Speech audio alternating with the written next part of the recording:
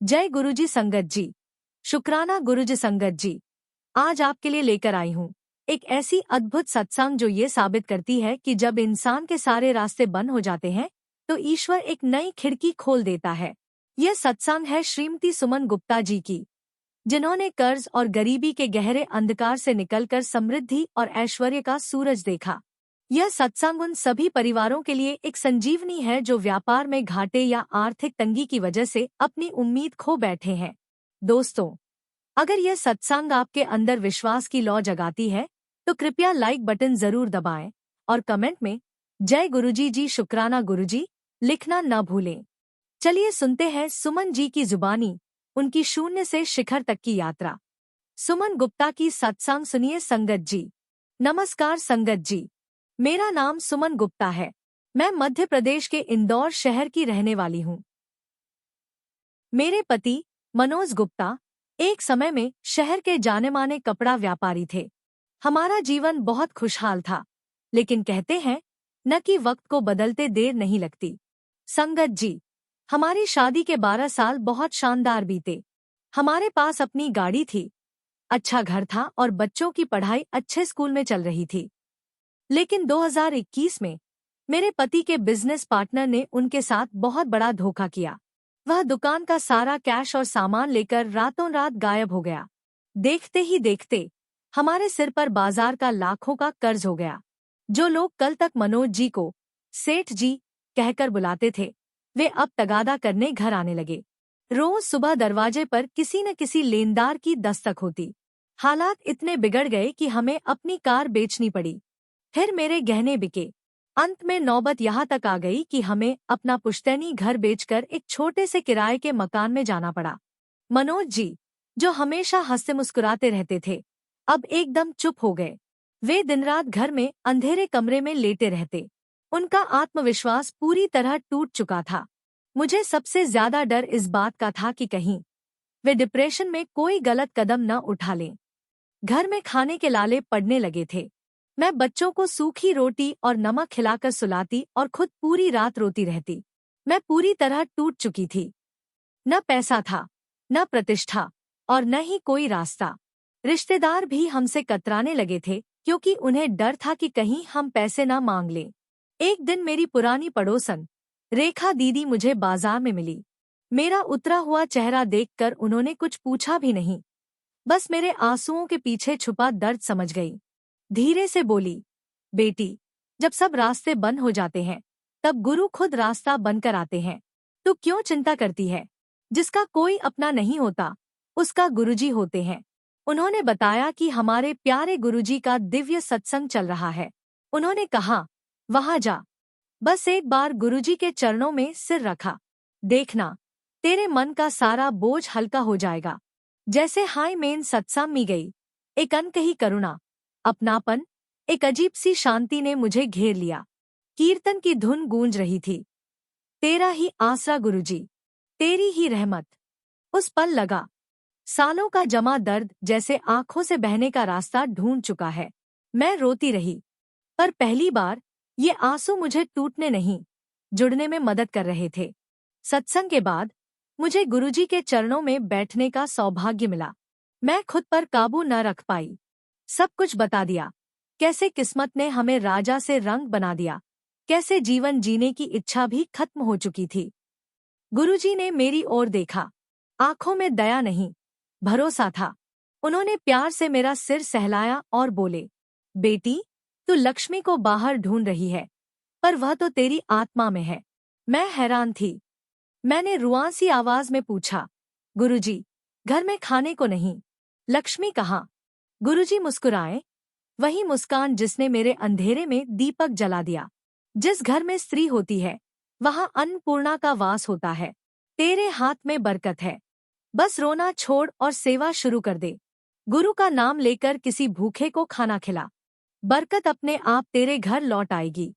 शिकायत छोड़, शुक्राना कर, जो बचा है उसके लिए ईश्वर का धन्यवाद कर। सेवा शुरू कर, चाहे 2 रोटी हो, उसमें से एक किसी भूखे जानवर या इंसान को दे। देने से ही आता है।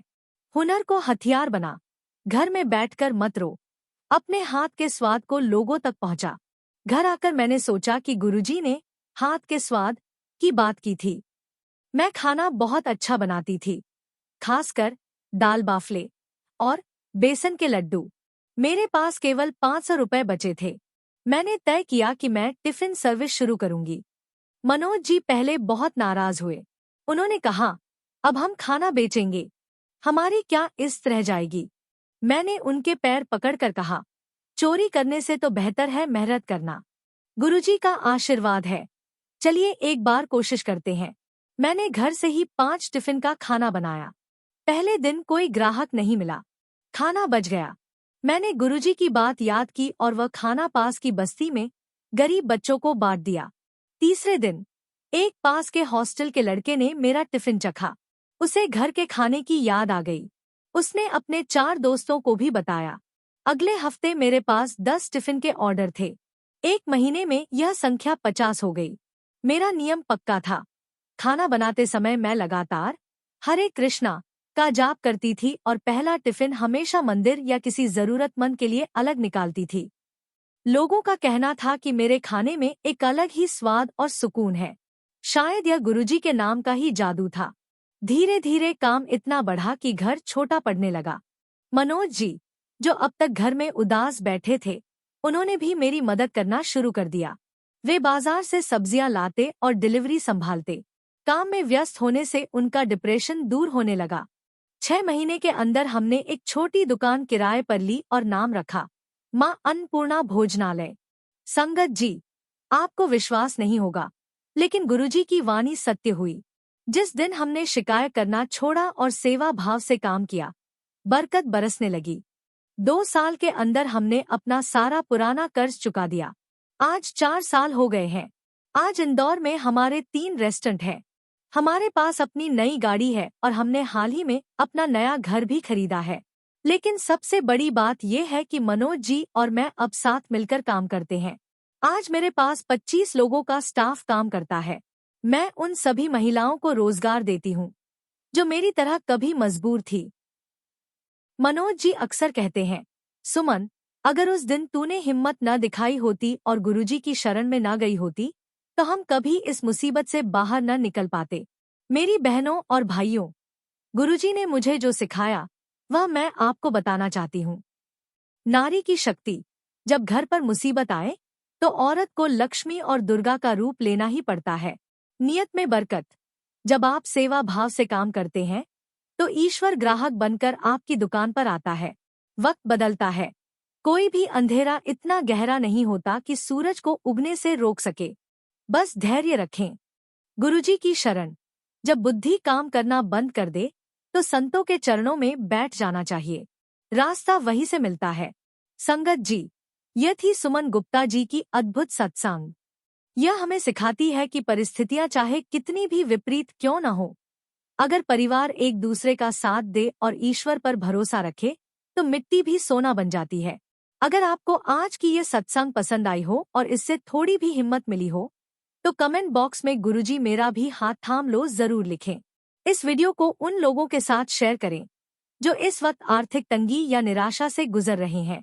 शायद यह सत्संग उनकी जिंदगी में नया सवेरा ला सके। शुक्राना गुरुजी।